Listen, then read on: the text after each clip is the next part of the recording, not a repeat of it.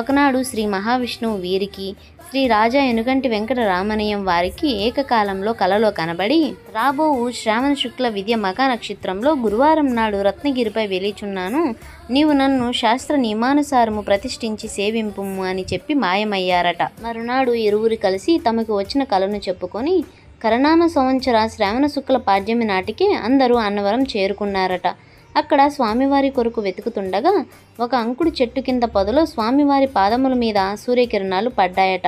వెంటనే వారు ఆ పొదను తొలగించి స్వామి విగ్రహాన్ని రత్నగిరి కొండపైకి తీసుకువెళ్లారట. ఇది సాధారణ శకం 1891 ఆగస్టు 6న ప్రతిష్ఠించారట. హిందువులకి సత్యనారాయణ స్వామి పేరు వినగానే ముందుగా గుర్తుకు వచ్చేది సత్యనారాయణ స్వామి వ్రతం.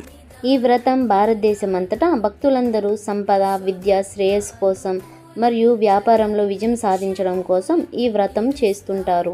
Thank you for watching.